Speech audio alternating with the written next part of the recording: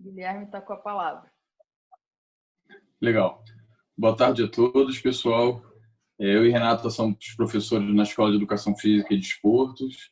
Não sei se todos estavam aqui desde o início da apresentação. Me chamo Guilherme Tuscher e é um prazer poder conversar com vocês. A nossa conversa hoje será sobre periodização do treinamento para atletas em alto desempenho. Quando eu estava montando a minha apresentação, estava fazendo o meu roteiro do que eu ia falar, a minha esposa leu mais ou menos o que eu estava escrevendo e ela viu a palavra periodização e ela falou assim: poxa, você estuda, você lê sobre esse assunto há muito tempo. Eu não sei exatamente o que significa isso, mas eu me lembro desde que a gente começou a namorar, você estuda sobre esse assunto. Isso foi em 2002, só para poder destacar o ponto que eu me interesso sobre o assunto e acredito na importância dele. Isso tanto é importante que a maioria dos treinadores esportivos, os treinadores de natação, eles utilizam algum tipo de metodologia, algum tipo de programa de periodização para poder elevar o desempenho dos seus nadadores. Muitas vezes a gente vê críticas dos treinadores, vê críticas nos cursos que a gente ministra, e nem sempre essas críticas têm fundamento, apesar de existirem realmente algumas críticas, e por isso que esse assunto ele é importante. Eu dividi a minha apresentação em duas partes. Eu vou falar sobre os dois principais modelos de periodização. Então, vou falar 4 características do modelo de periodização tradicional, que é o modelo mais antigo, e depois eu vou falar 4 características do modelo de periodização em blocos, que é um modelo relativamente mais novo.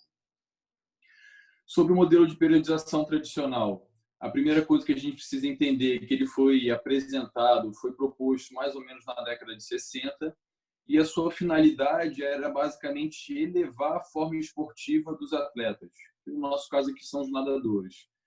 Então a gente precisa entender e refletir e pensar sobre todo aquele contexto social que fez com que a metodologia surgisse. Os programas de treinamentos não eram tão elaborados, o esporte não era visto de forma multidisciplinar, os treinadores não tinham a capacitação que eles têm hoje em dia, então era um outro contexto de esporte. O segundo ponto que eu gostaria de destacar para vocês é que o desenvolvimento das capacidades motoras ele acontecia de forma simultânea. Então, as capacidades motoras você ia identificar para o seu esporte, para a natação, né? O nível do seu atleta, a condição que ele se encontra, quais são as capacidades motoras importantes para o desempenho específico, e você vai dividir, vai distribuir essas capacidades motoras ao longo do programa de treinamento. O problema era que elas eram treinadas ao mesmo tempo. A diferença, então, era na ênfase que você dava a cada uma dessas capacidades motoras. E essa ênfase pode ser dada por meio do volume que você dedica a cada uma delas, a quantidade de horas, a quantidade de dias por semana. Isso aí pode ser feito de diversas maneiras, mas as capacidades motoras elas eram treinadas ao mesmo tempo. O terceiro ponto do modelo de periodização tradicional é sobre o conceito da supercompensação. A supercompensação ela serviu de base para a maior parte dos pressupostos teóricos do modelo de periodização tradicional e ela defende a ideia de que você vai entrar numa condição de piora de desempenho momentâneo em função do treinamento, mas depois, em função da própria recuperação, das recuperações parciais, da recuperação completa que acontece no final da periodização, o indivíduo vai melhorar o desempenho dele. Essa é a ideia da supercompensação. E o quarto ponto do modelo de periodização tradicional é que a gente defende a hierarquia entre ciclos de treinamento. Então, se a gente vai pensando numa estrutura maior para uma estrutura menor, a gente tem os muitos anos de treinamento, que a gente pode pensar em 2 ciclos ou em 4 anos, 2 ou 4 anos. Vai destacar que os modelos eles foram propostos principalmente para atletas que focavam em Jogos Olímpicos, por isso essa ideia de pensar a cada 4 anos. Numa estrutura menor, nós temos os macrociclos, que geralmente são associados ao ano, mas a gente pode pensar num semestre, a gente pode pensar em 3 meses de treinamento. Numa estrutura menor, nós temos os mesociclos, que geralmente são associados aos meses. Depois nós temos os microciclos, que são as semanas, e as sessões de treino, que são os dias de treinamento. Em termos teóricos, a gente espera que os objetivos das sessões levem a se alcançar o objetivo do microciclo, que é a semana. Os microciclos vão te fazer alcançar o objetivo do mês, que é o mesociclo, e os objetivos alcançados dos mesociclos vão te levar a alcançar o objetivo do macrociclo, que está geralmente envolvido na melhora da capacidade motora e o desempenho ótimo em competição. Agora, passando para o modelo de periodização em blocos, que é um modelo mais relativamente recente, ele foi proposto na década de 80 e a finalidade era justamente elevar ainda mais a condição esportiva dos atletas que já eram de excelente desempenho. Então, enquanto o modelo anterior de periodização visava formar o nadador, formar o atleta de uma maneira geral, o modelo de periodização em blocos já está mais preocupado com aquele atleta que já é de elevado desempenho. O que poderia ser feito a mais para poder continuar com a progressão do desempenho desse nadador, desse atleta?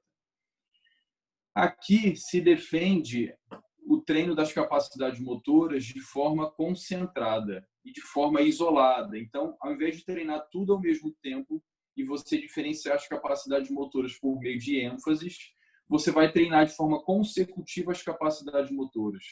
Você vai ver qual é a capacidade ou quais são as capacidades que deveriam estar sendo treinadas primeiro, que servirão de base para o treinamento das capacidades motoras que vem logo em depois. Em tese, esse tipo de distribuição de carga faz com que a adaptação do atleta aconteça de forma mais facilitada. A terceira característica do modelo de periodização em blocos é que ele se sustenta em dois conceitos: o conceito do efeito acumulado de treinamento e o conceito do efeito residual. O efeito acumulado de treinamento, ele garante para a gente que, em função dos vários anos de treinamento, o atleta já alcançou um patamar que ele não precisa dar tanta importância ao treinamento das capacidades motoras básicas, porque, afinal de contas, ele treina o esporte dele há 10 a 15 anos. Por que eu vou treinar o que é básico? Isso já se tornou normal dentro do processo fisiológico do atleta. E o efeito residual, ele fala para a gente que mesmo depois que você cessa o treinamento de uma capacidade motora, você consegue ter um nível adequado daquela capacidade por um tempo. Por isso você consegue treinar determinadas capacidades motoras, interromper o treinamento dessas capacidades e depois treinar outras capacidades de forma consecutiva. Em termos de etapas do processo de periodização, o modelo de periodização em bloco ele defende 3 etapas.